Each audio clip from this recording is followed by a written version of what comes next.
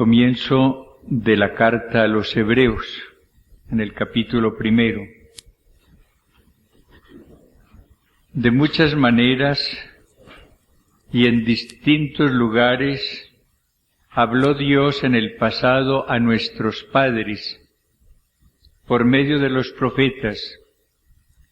En estos últimos tiempos nos ha hablado por medio del Hijo, a quien instituyó heredero de todo, por quien también hizo el mundo, el cual, siendo resplandor de su gloria e impronta de su esencia, y el que sostiene todo con su palabra poderosa, después de llevar a cabo la purificación de los pecados, se sentó a la diestra de la majestad en las alturas, con una superioridad sobre los ángeles, tanto mayor cuanto más le supera en el nombre que ha heredado.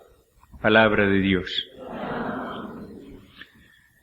Jesús, nosotros queremos hacer este encuentro en torno a ti. Estamos convencidos de que solamente tú eres el camino, la verdad y la vida, que un hogar podrá unirse y ser feliz si te tiene a ti como al centro, que un hogar sin ti, Señor, camina en tinieblas y nunca podrá hallar felicidad. Te pido, Señor, que ahora nos des también tu luz, tu verdad, que a padres e hijos les des unas ideas muy claras acerca del diálogo, de la comunicación que deben tener entre sí. Tú que has tenido ese diálogo maravilloso siempre con el Padre y que quieres tenerlo con cada uno de nosotros, enseñarás a estos padres e hijos y a estos esposos y hermanos a dialogar, Señor, en un diálogo constructivo, profundo, que les ayude a todos a conseguir cada día mejor la unidad. Envíanos, Señor, tu luz y tu verdad. Pon en mis labios las palabras que necesitan tus hijos, Señor, que sea únicamente el canal a través del cual pase tu verdad y tu mensaje. Gracias, Señor. Estas palabras que leímos de la carta a los Hebreos nos indican un hecho maravilloso, cómo Dios, nuestro Creador, nuestro Señor, ha querido siempre entablar un diálogo con nosotros. Leímos estas palabras: de muchas maneras, en distintos lugares, habló Dios a nuestros padres por medio de los profetas, y ahora nos ha hablado por medio de su Hijo. Tengamos en cuenta de esto. Dios quiere hablar mucho con nosotros los hombres. Yo sufro mucho cuando hablando con jóvenes, porque hablo mucho con jóvenes también, con frecuencia les oigo esta frase: es que me siento tan solo. Ahora la oí de uno de los muchachos: me siento muy solo. Y hay mucho joven que se siente verdaderamente solo en su hogar. No tiene diálogo con sus padres, no se entiende con sus hermanos. Tiene uno que otro amigo que a veces son los que más lo perjudican. Esa tremenda soledad va dejando en ese muchacho cada día un vacío, una preocupación más grande. Pierde el deseo de vivir. El más grave peligro de una persona es la soledad, sentirse sola. En la Sagrada Escritura hay una frase muy sabia: ay del solo, ay del solo. Pues miren, el remedio de la soledad consiste ante todo para todos nosotros en querer oír a Dios, que es nuestro Padre, que siempre quiere hablar con el hombre que es su Hijo. Dios es un Padre, y un Padre perfectísimo. Y él sabe que la gran necesidad de un padre es hablar con su hijo, dialogar con su hijo. Y por eso primero nos habló por medio de los profetas, por medio de esos profetas como Isaías, Jeremías, Oseas, Amós, nos fue dando sus mensajes. Pero no se contentó con esto. Él quiso hablarnos dándonos su palabra eterna, su Hijo, y lo envió al mundo para que ese Hijo nos transmitiera todo lo que ese Padre espera de nosotros, para que fuera Cristo el que nos mostrara el amor de ese Padre, la providencia de ese Padre, la bondad de ese Padre. Y no olviden esto, Dios quiere hablar con cada uno de nosotros. Y yo quiero sobre todo a los jóvenes recomendarles que desde ahora tengan sus ratos de silencio en los cuales le digan a Dios, háblame Señor. Aquellas palabras del joven Samuel, cuando estaba por ahí de unos 10 o 12 años, este muchacho oyó la voz de Dios y le dijo, Señor, habla que tu siervo escucha. Y fue un muchacho de 12 años que empezó a hablar con Dios y Dios le dijo lo que debía hacer. Hablen mucho con Dios desde ahora. Y de esa manera ustedes nunca padecerán soledad. Aún en el caso de que en su hogar no encuentren ambiente de comunicación, solucionen ante todo el problema dialogando mucho con el Señor. Que Cristo sea el gran amigo de ustedes. Y cuéntenle las penas, cuéntenle las alegrías, cuéntenle los proyectos, cuéntenle las luchas, háblenle de dificultades. A Él sí no hay por qué ocultarle nada, ni con Él nos sentimos cohibidos, ni Él nunca nos va a delatar, ni a engañar, no. Él es el fiel, así lo llama el Apocalipsis. Es muy consolador saber esto, que Dios ha querido siempre comunicarse con los hombres. Y que Dios es el mismo hoy. Y que Cristo, enviado por el Padre, quiere entablar diálogo de amistad con cada uno de nosotros. Esto no es para monjas o para sacerdotes, es para todos. Dios quiere hablar con cada uno de nosotros, porque cada uno de nosotros es hijo de Dios. Y este Padre bondadosísimo quiere comunicarse siempre con sus hijos. En la vida, en cada familia, hay muchos problemas. Hay problemas económicos, hay problemas morales, hay problemas de relaciones, problemas de mucha índole. Hay problemas entre los esposos. Ya sabemos cuán difícil es a veces la plena comprensión de unos esposos. Hay problemas entre los padres y los hijos, sobre todo en esta época. Y hay muchos problemas a veces entre los hermanos. El gran remedio a esta situación, el medio mejor para buscar solución de esos problemas es la comunicación, es el diálogo entre esos esposos, y luego entre padres e hijos, y luego entre los hermanos. Uno ve que hoy hay una contradicción muy grande. Es la época de la comunicación. Los medios masivos de comunicación van llegando a todas partes. Ustedes, jóvenes y niños, les tocó lo que a nosotros nos llegó demasiado tarde, todos estos inventos modernos. Yo conocí la televisión en 1943 cuando fui a estudiar a Canadá, pasé por Estados Unidos y en el Rockefeller Center estaban haciendo las primeras demostraciones de televisión en circuito cerrado. Todavía no había llegado a las ciudades. Uno tenía que pagar $1 por pasar frente a un aparatico y verse retratado en la pantalla y oír su voz como a los 8 o o 7 metros. Eso era lo que había. Y yo ya tenía en ese momento unos 31 años. Y apenas a los 31 años vi lo que estaba comenzando.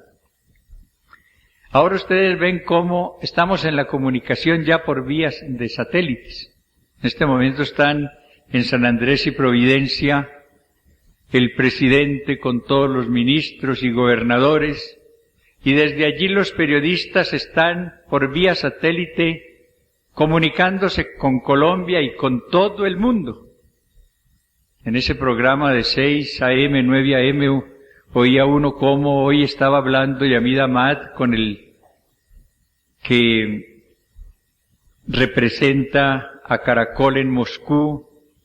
Después oía al que hablaba de España, al que hablaba de Estados Unidos, al que hablaba de China.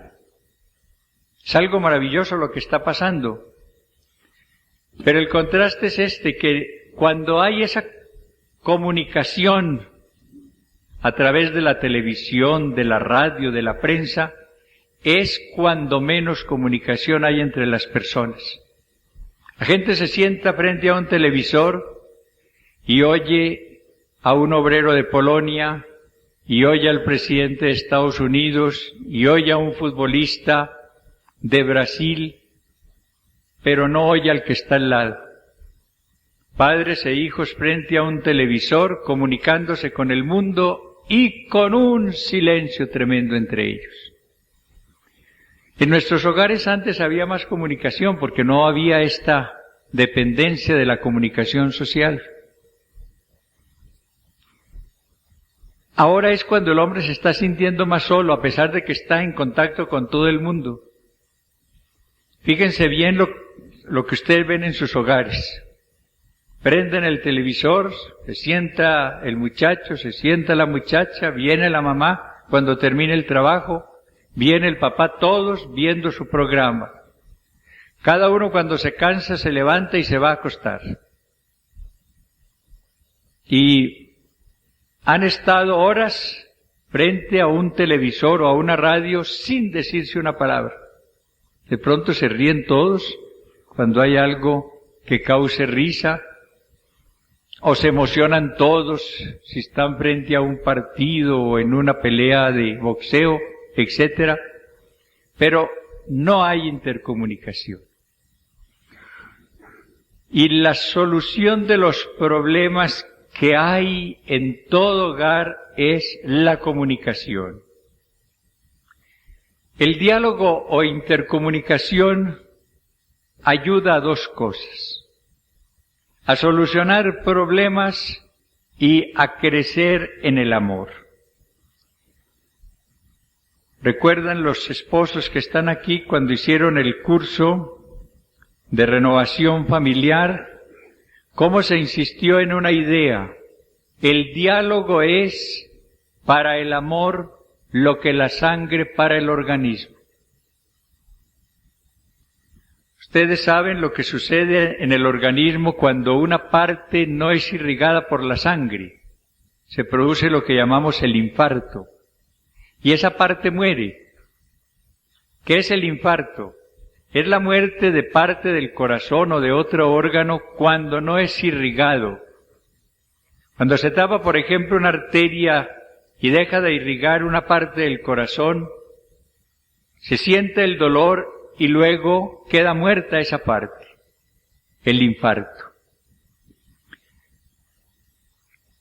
Lo que es la sangre para el organismo es el diálogo para el amor.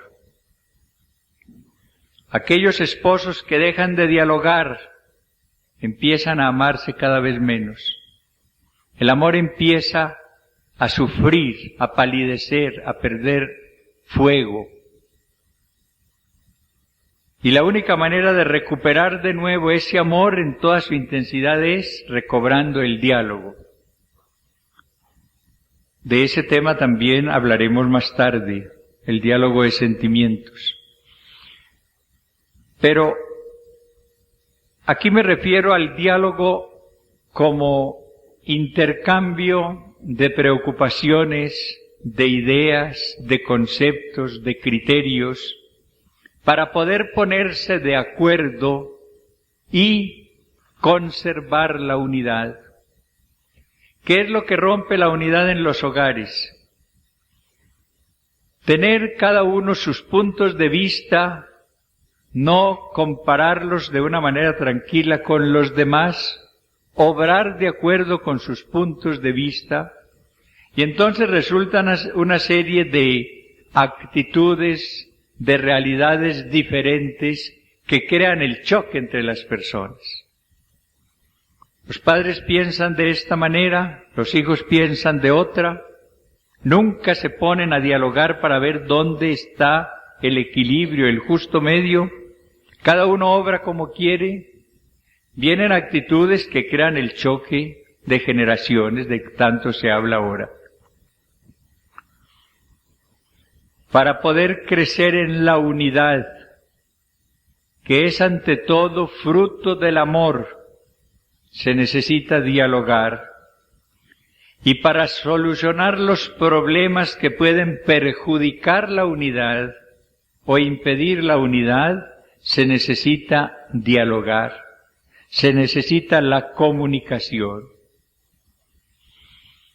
Yo diría, hay que cerrar el televisor siquiera una vez por semana y la radio una vez por semana para poder oírse mutuamente. Mientras no se haga eso, estaremos comunicándonos con el mundo, pero estaremos cerrados entre nosotros.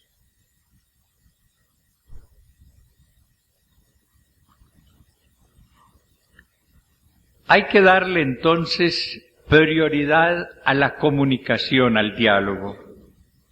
Primero, al diálogo con Dios.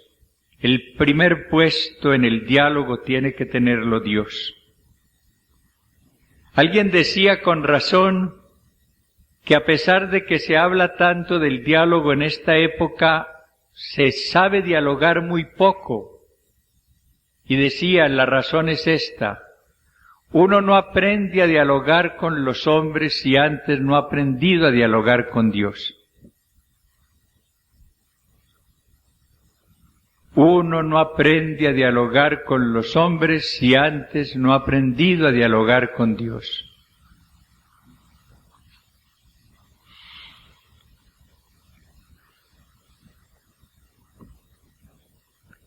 Con Dios tenemos una ventaja muy grande, y es que Él siempre quiere dialogar con nosotros, primero.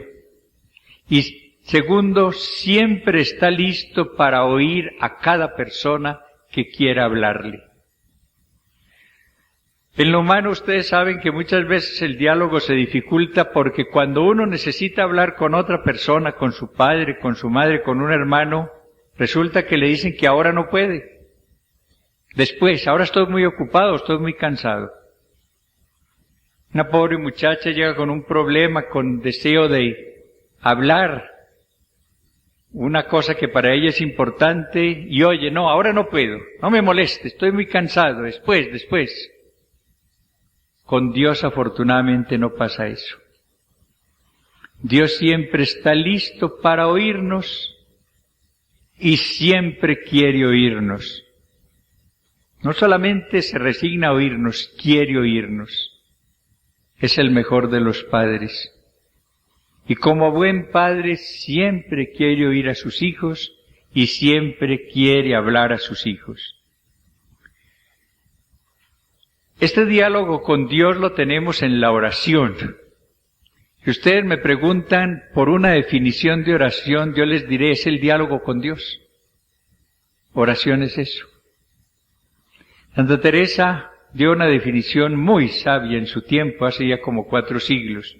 Ella decía que orar es hablar de amistad con un Dios que nos ama tanto. Orar es hablar de amistad con un Dios que nos ama tanto. Esta mujer que fue admirable, yo creo que de las mujeres más grandes, si no es la más grande que ha existido después de la Santísima Virgen, descubrió lo que era la auténtica oración. Hablar de amistad una amiga con su amigo, con Dios que tanto nos ama. Ha habido una confusión, se ha creído que la oración es una cosa pasada de moda, o que la oración es algo allá para las monjas y los curas. Ellos tienen que orar, pero que uno joven, ¿qué va a tener que orar? Todos necesitamos el pan diario de la oración, el pan diario del diálogo con el Señor, hablar de amistades con quien tanto nos ama. Y de las cosas que a mí me anima más ahora, ya al final de mi vida, es encontrar la cantidad de jóvenes que están apreciando la oración. Es algo maravilloso. Al lado de tanta juventud que está entregada al sexo y entregada a la droga y a tanta cosa, hay una cantidad de jóvenes de todas las clases sociales, de todos los países, que nos están dando ejemplo de amor a la oración. Son los muchachos que pasan una vigilia de oración sin cansarse, cuando uno no es capaz de hacerlo. Son los jóvenes que se van a un campo y dicen, ahora voy a hablar con Dios. Esta semana, hace unos 4 días, fui a visitar a un señor alemán que se convirtió al catolicismo, con quien tengo mi amistad, fui a verlo. Le pregunté por su hija y me dijo, en este momento está orando en un montecito que tiene cerca de la casa, porque él vive en el campo. No pude hablar con la muchacha. Todo el rato que estuve allá permaneció en oración. Y eran las 4 de la tarde. Eso no lo veía uno antes. Hoy encuentra uno unos casos de oración en los jóvenes maravillosos. Y un entusiasmo, por ejemplo, para hablar de Cristo que uno no lo encuentra antes. En diciembre del año pasado estuve en París. Yo fui primero a Roma a visitar al Santo Padre en la visita del Límina, y luego pasé por París con el Padre Diego Jaramillo, y me encontré con algo maravilloso. Un abogado, el doctor Hervé Catán, me invitó a la casa donde él vive con otros. Estábamos allí cuando a las 12 me dijo, nosotros ahora vamos a dar testimonio de Jesús en los Campos Elíseos. Y le dije, ¿qué van a hacer? Y me dijo, acompáñenos. Y me fui con ellos. Eran un grupo de profesionales y de jóvenes universitarios. Oigan lo que hicieron. Pusieron en plena calle de París, la más céntrica, una imagen de Nuestra Señora y otra del Santo Ecce Homo. Se pusieron en círculo. Uno de ellos empezó a leer el Santo Evangelio. Otro empezó después a cantar. Y luego empezaron todos a orar.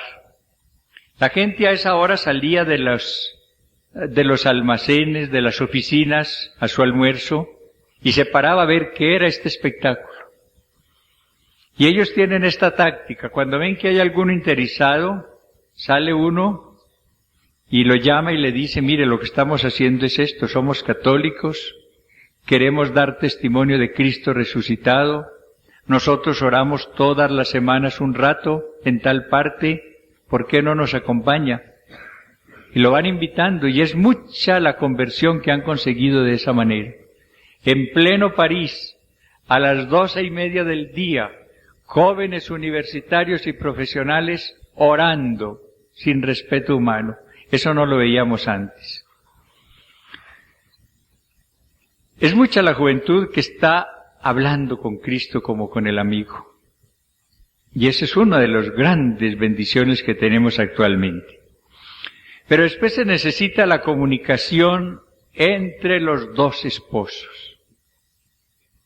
No insisto ahora sobre ese punto porque los que están aquí ya hicieron el curso y recuerdan cómo todo el domingo lo dedicamos al diálogo de sentimientos. Hablamos de aquella carta de amor que deben escribirse, no sé si lo hayan hecho, no sé si hayan ido alimentando su hogar con el pan diario del diálogo.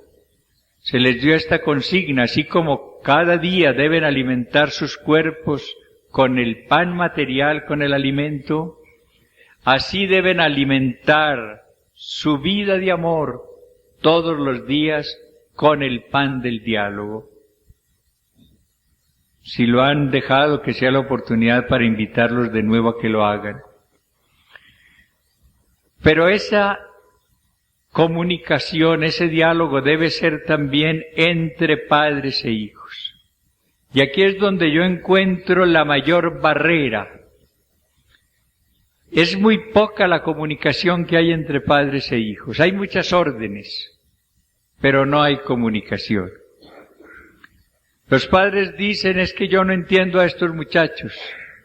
Y los muchachos dicen, es que no me entienden y yo tampoco los entiendo. Claro que es difícil que una persona de 40 años entienda la mentalidad del que tiene 12 o 15 o 20.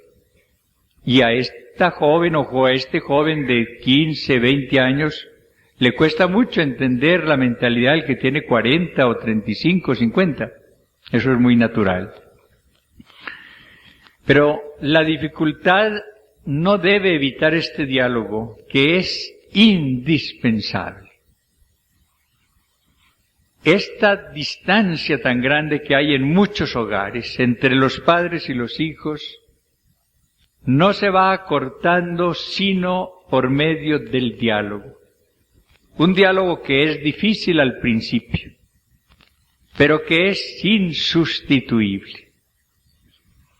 No piensen que pueden encontrar otro medio para acercar las dos generaciones distinto del diálogo. Eso es inútil. Ustedes ven cómo hoy se busca el acercamiento entre patronos y obreros a través del diálogo. Ahora acabamos de ver un caso interesantísimo en Polonia. Un gobierno comunista que niega la libertad de elección sindical. En esos países comunistas los sindicatos son impuestos, las autoridades de los sindicatos son nombradas por el gobierno. Pues ahora hubo una huelga. Esa nación sintió la necesidad del diálogo. Un gobierno comunista entró a dialogar con obreros por primera vez en un país comunista y se encontró la solución. Y la solución fue que permitieran a los sindicatos elegir libremente a sus representantes, la libertad sindical. Una gran conquista. Porque en esos países no ha habido libertad sindical, todo es ordenado. Por primera vez se consigue esto mediante el diálogo. Ustedes han visto los esfuerzos tan grandes que ha hecho el presidente de Estados Unidos para sentar en una mesa a dialogar al primer ministro de Israel, Menachem Begin, y al presidente de Egipto, Sadat. Estos dos países que han estado en guerra tremenda desde hace tantos años, por primera vez llegaron a un acuerdo. Difícil, pero van avanzando a través del diálogo. La única manera de solucionar problemas es dialogando. Y yo creo que lo que más vamos a conseguir en este encuentro es crear entre los padres y los hijos que están aquí reunidos la inquietud, la preocupación, el deseo de dialogar, de intercomunicarse. Y si todos salen convencidos de esto y empiezan en adelante a practicarlo, los resultados van a ser maravillosos y los frutos van a ser muchos. Pero hay que fomentar también el diálogo entre los hermanos, entre todos los hermanos, porque a veces las distancias mayores están entre hermanos. A veces la gente que menos se aprecia, la que menos dialoga, son hermanos. Es decir, hay unas diferencias muy grandes, claro, entre unos y otros, pero todo es a base de reclamos generalmente a base muchas veces de rechazos de los mayores a los menores, de autosuficiencia en algunos, y por eso esas relaciones son tan tensas, y encuentra uno este caso doloroso de que determinado miembro de la familia, alguno de los hijos, se enreda con amistades que cada día van a perjudicarlo más porque en su medio no tiene modo de dialogar, ni con sus hermanos ni con sus padres. Entonces ese diálogo tiene 4 niveles. Comunicación de cada uno, padre o hijo, con el Señor, con el amigo. Segundo, un diálogo insustituible que tiene que darse por separado entre los 2 esposos para muchas cosas. Después, un diálogo entre los padres y los hijos, el más necesario quizás. Y luego, finalmente, el diálogo entre los hermanos. Hay que programar el tiempo para la comunicación. Generalmente es muy difícil que las personas encuentren tiempo para dialogar. Tienen tiempo para todo menos para dialogar. Cuando la joven o el joven quiera dialogar con su papá y le dice, ahora no puedo, ahora estoy muy ocupado, estoy muy cansado. Cuando un hermano va a hablar con otro, le dice, ahora no puedo porque estoy preparando esta tarea, o estoy preparando este examen, o estoy viendo este programa, ahora no. Es necesario que ustedes se convenzan de la necesidad del diálogo, necesidad insustituible, y que entonces programen un momento para dialogar cada semana. Yo no les voy a decir que dialoguen todos los días, los 2 esposos necesitan hacerlo. Pero que la familia toda se reúna a dialogar una vez por semana.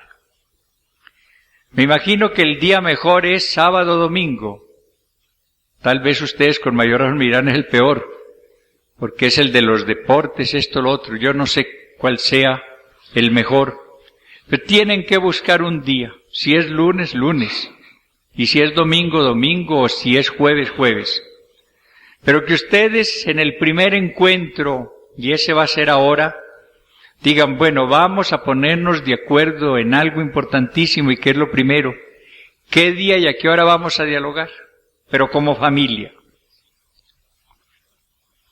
¿Qué día y a qué hora? Si no se ponen de acuerdo en esto, nunca van a encontrar tiempo para dialogar. Siempre habrá uno ocupado o cansado. Pero si van a señalar ese día va a ser sagrado, ese día no van a salir a esa hora, porque el diálogo tampoco va a durar toda la noche. Si es, por ejemplo, de 7 a 8, no van a hacer otro programa de 7 a 8 el jueves, pongamos el ejemplo. Y van a salvar por sobre todo esa hora. Si se trata de algo muy importante hay que hacer sacrificio. Generalmente lo que se hace en lugar del diálogo es una cosa que tiene poca importancia para la vida, que tiene poca trascendencia. Segundo, después de seleccionar el tiempo, escoger los temas para esa comunicación. Esos temas pueden ser y van a ser de distinta índole. Un tema que les aconsejo muy práctico para empezar es lo que cada uno hace diariamente. Yo les prometo que los maridos saben muy poco de lo que hace la mujer durante las 8 o 10 horas en las cuales permanece en el hogar y él está en su fábrica o su oficina o en su tienda o lo que sea. Y la mujer sabe muy poco de lo que el hombre hace en esas 10 horas u 8 horas. Nunca han dialogado sobre eso. Y por eso el marido no aprecia el trabajo de su esposa, ni la esposa el de su esposo. Únicamente se reduce, ¿cómo te fue? Pues muy bien. Y coge ahí mismo el periódico el marido, o se va al televisor, ahí terminó la información que me fue muy bien. O regular, porque ese es el término que más emplea, regular, y nada más. Cuando ustedes empiecen a contarse lo que hace cada uno, lo que hace en el colegio, tal, lo que hace en la clase, cómo es el profesor, qué materia es interesante, qué profesor vale la pena, qué ventajas se encuentran en el colegio, qué deficiencias se encuentran en el colegio. Y se van contando todo eso en el diálogo. Hay un tema muy fácil, sobre todo para empezar. Otro tema muy importante para ese diálogo son los problemas que hay en el hogar. Muchos de los problemas deben ventilarse en familia. Claro que hay unos que no pueden tratarse, pero la mayor parte de los temas deben tratarse en familia. Y oigan esto, 4 ojos ven más que 2, y 8 ojos, claro, ven más que 4. Cuando ustedes analicen un problema que hay en la familia, entre todos, vendrán luces tal vez de la persona que menos se piensa. Tal vez uno de los niños va a dar la solución inspirada por el Señor en ese momento. O puede ser el papá, o puede ser la mamá, o puede ser la universitaria.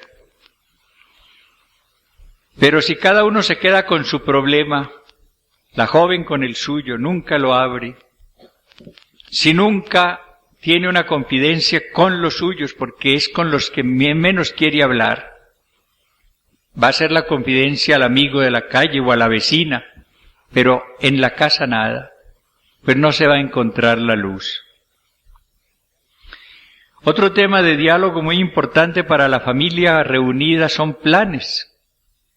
Planes para la salida un domingo, planes para unas vacaciones, planes para el futuro. Que cada uno aporte. ¿Qué desearía? ¿Cómo cree que va a ser mejor ese paseo? ¿Cómo cree que pueda ser mejor el tiempo de vacaciones? ¿Qué ventajas tendría conseguir tal objeto? ¿Qué desventajas tendría, si es posible o no?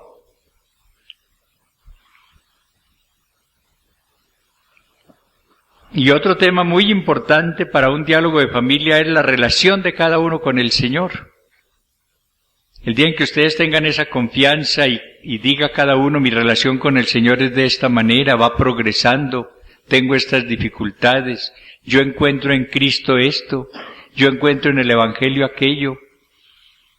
Ese tema es importantísimo, no hay que empezar con él porque es el más difícil, pero es riquísimo.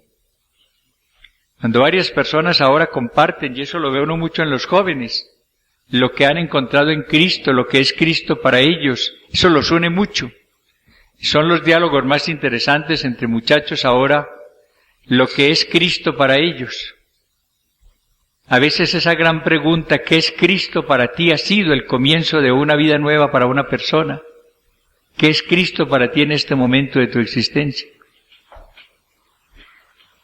Yo recuerdo el caso de un sacerdote que estaba en una crisis muy seria y estaba pensando en retirarse del sacerdocio, estaba en unas vacaciones en una playa, en su vestido de baño, y de pronto pasó una muchacha, a la cual él no conocía ni volvió a ver, y le dijo, hola, ¿qué es Cristo para ti? Este sacerdote dice, bueno, yo quedé como fulminado, me quedé intrigadísimo, me fui al hotel y siguió la pregunta de la muchacha, ¿qué es Cristo para ti?, taladrándome. ¿Es eso hoy uno de los mejores sacerdotes? Se dio cuenta de que Cristo en ese momento no era nada para él, de que él no era leal con Cristo, revisó su vida, la rectificó, se comprometió con Cristo. Todo por la pregunta que le hizo una muchacha en una playa, ¿qué es Cristo para ti? La comunicación es muy difícil. Con esto voy a terminar. Y por eso se encuentra tan raras veces en los hogares. Es muy difícil por las diferencias tan grandes que hay entre los sexos. La psicología del hombre y la mujer es muy distinta. Es muy difícil por las diferencias que existen entre las distintas edades. Es muy difícil porque los temperamentos también son muy distintos. La maravilla de Dios es que no repite nunca el molde.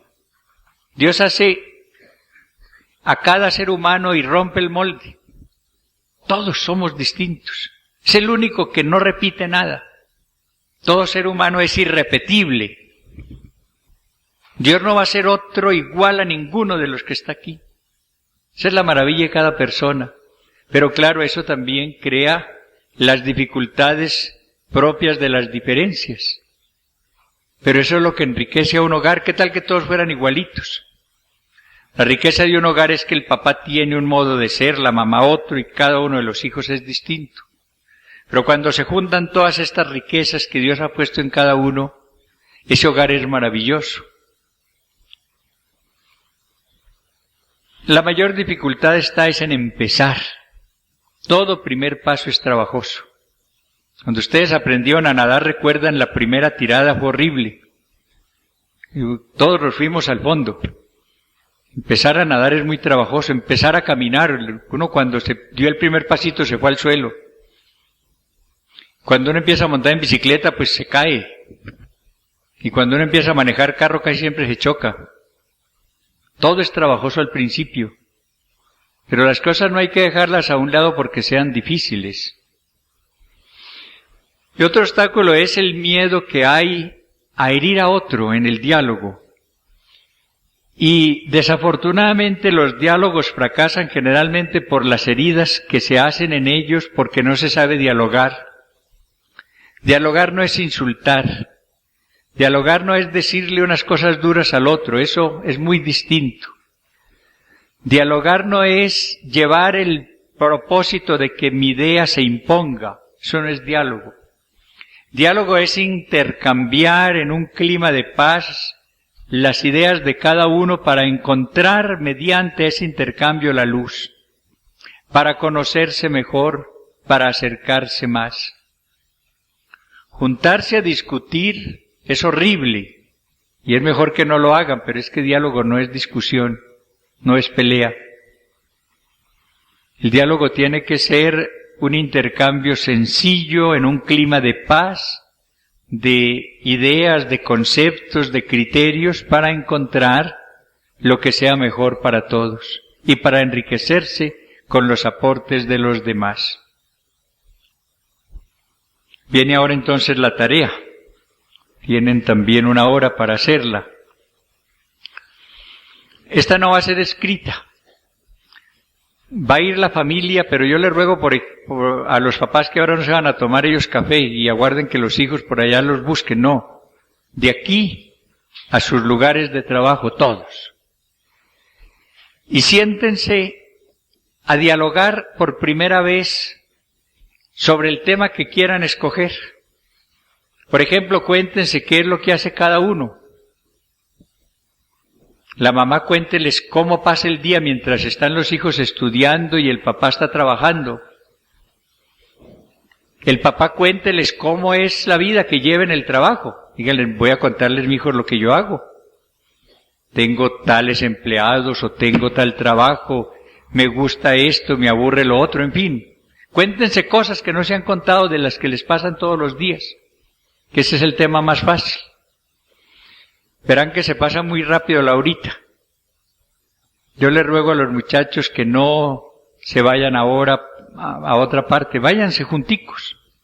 Empiecen por primera vez a entablar un diálogo, una comunicación entre padres e hijos.